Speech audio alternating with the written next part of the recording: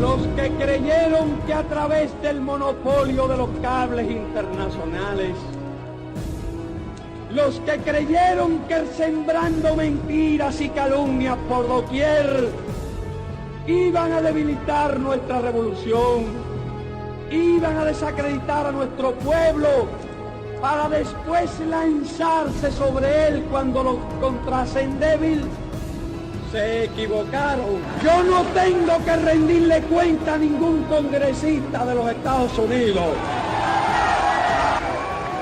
Yo no tengo que rendirle cuenta a ningún gobierno extranjero. Yo le rindo cuenta a los pueblos. Yo le rindo cuenta en primer lugar a mi pueblo, al pueblo cubano.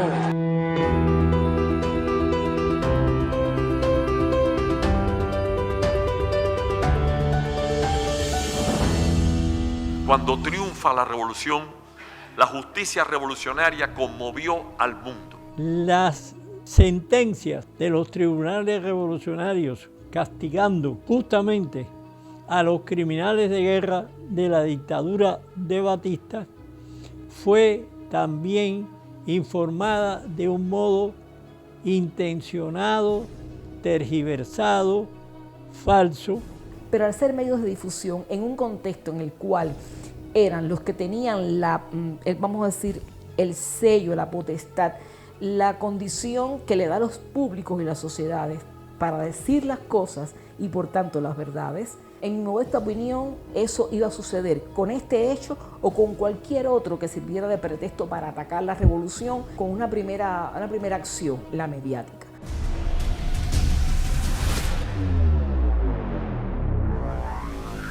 En Cuba, las dos grandes empresas de radio y televisión, que eran los Mestres, con todo el sistema de televisión de la CMQ, CMBF, Canal 7, etc. Las noticias que ellos daban eran las de la UPI, porque eran los representantes de la UPI. Y el otro bloque era Amadeo Barleta. Tenía Telemundo, tenía varias emisoras de radio, etc., que era el representante de la AP. Se plegan al hecho porque responden a esos intereses, porque todavía no se ha producido el cambio de sistema socioeconómico y político hacia un tránsito diferenciado en el sistema de propiedad. Por lo tanto, están todavía en el poder los medios que responden a la burguesía. Y ellos no podían hacer otra cosa que hacerse eco de la agenda que el imperio les daba, porque respondían al imperio, respondían a los propietarios, respondían a ese dinero que todavía no se había producido de la nacionalización. Todavía en Cuba los medios de difusión eran privados y por tanto, ¿a quién responden? Un capital.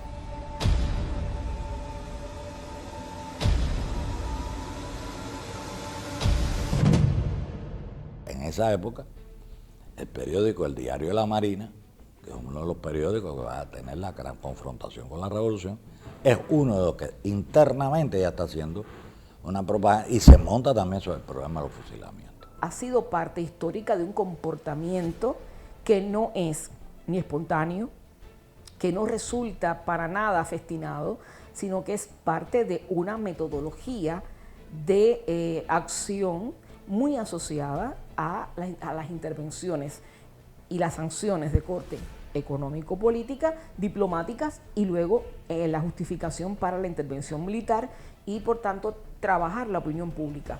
Todo un proceso que desde la comunicación durante todo el siglo XX fue un ejercicio científico y profesional práctico que desarrollaron los Estados Unidos de Norteamérica. Es decir, tú tienes un ambiente en ese sentido en el cual la verdad de lo que la revolución podía proyectar quedaba abajo. Y aquí lo más importante es que no había tanques pensantes. Del lado de acá no había un laboratorio. Del lado de acá se estaba imponiendo una verdad pura y dura. Se estaba imponiendo un pueblo.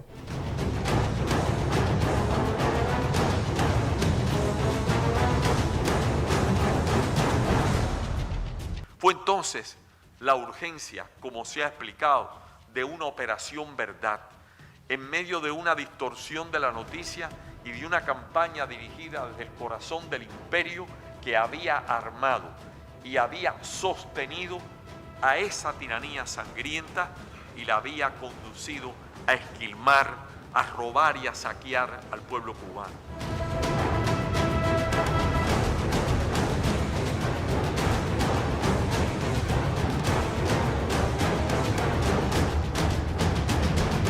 Cuando los jóvenes aparecían When the young people would appear murdered in the streets with the tops of their heads, de los cuarteles se llenaban de cadáveres, when the yards of the barracks would be full of cadavers, eran violadas, when our women were violated, los niños eran asesinados, when the children were murdered, cuando en las embajadas penetraban las hordas policíacas when para the asesinar police force would go into the embassy to assassinate our people, no se hacían esas no one campañas. made a campaign against Cuba.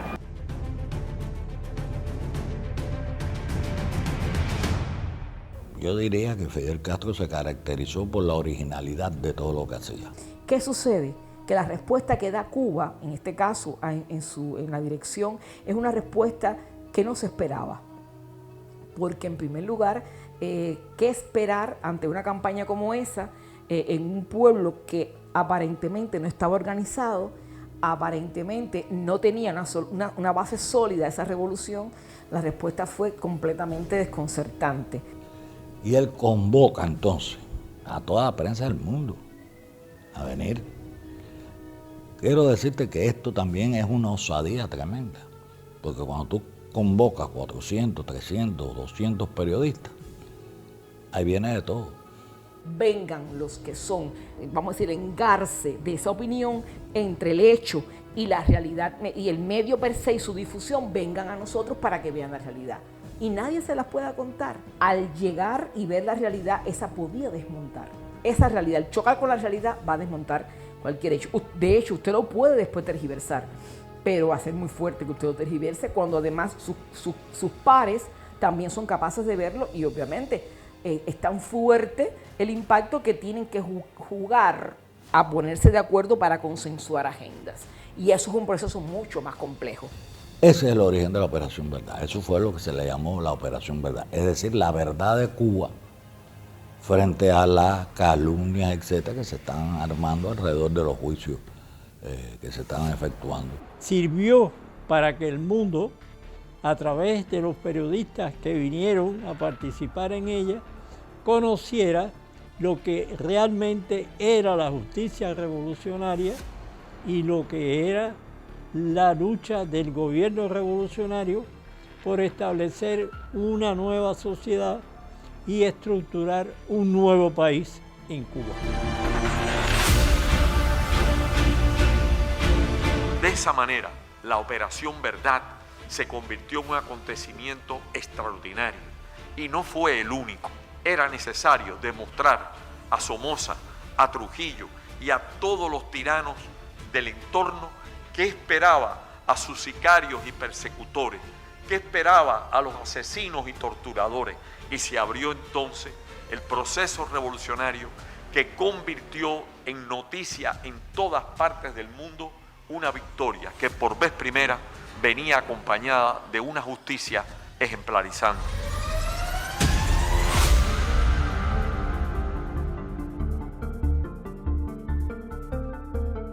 Fue una acción de comunicación política con todos sus matices.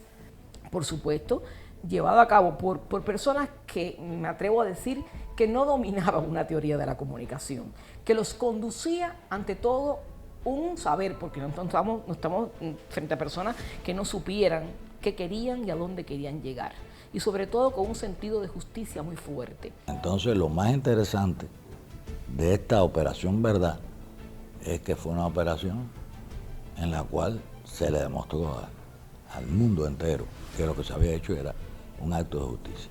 Y yo te diría algo que para mí fue muy significativo. La revolución cubana ganó simpatías.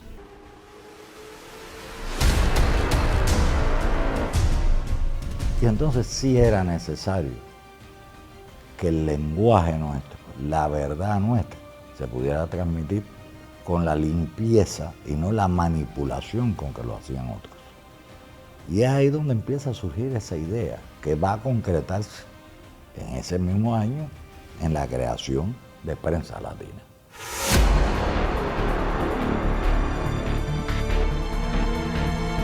Prensa Latina surgió de la agudeza política de Fidel, de la voluntad del Che como luminoso dirigente de la revolución cubana y como Fidel latinoamericana y universal. Pero ya cuando se crea Prensa Latina, yo diría que ya había un consenso de un grupo de intelectuales, periodistas, de gente que trabajaba un poco con la información y que sí ya estaban convencidos que había que hacerlo. El problema es no dejar el vacío. Ella es producto de un proceso comunicacional, político y cultural sin precedentes, para sacar de donde no hay esos recursos necesarios para existir, con la capacidad de tener corresponsalías allí donde hace falta, no solamente recuperar información, sino donde ofrecer información.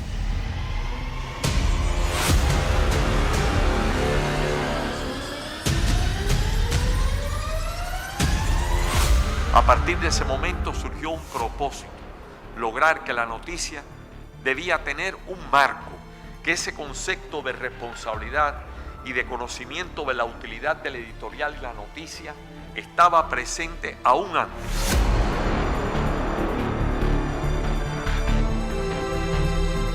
Siguió y lo demostró en el tiempo, papel importante como voz de los no alineados, un papel importante como voz de todos los latrocinios cometidos en América Latina con las dictaduras. Más de una vida estuvo en peligro en esos momentos, pero fue capaz de denunciar todo eso y de ponerlo en el contexto. No había otro protagonista, pero no había otro escenario mejor que Cuba y su dirigencia política con esa visión para generar que este medio saliera. Por primera vez hubo una voz latinoamericana transmitiendo los problemas de América Latina y pensando en la liberación de América Latina. Y a partir de ese momento, Prensa Latina jugó un papel importante que llega hasta nosotros.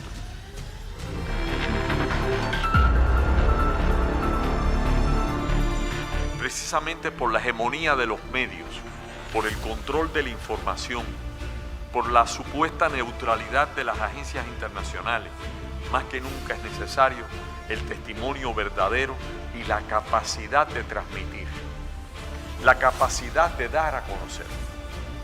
La operación Verdad es necesaria ahora, más que nunca ahora, lo ha sido siempre. Todo cuanto se está haciendo en el mundo hoy, desde el punto de vista comunicacional, está pensado. A este nivel productivo, a este nivel de escala social, nada es casual. Siempre será necesaria una operación Verdad.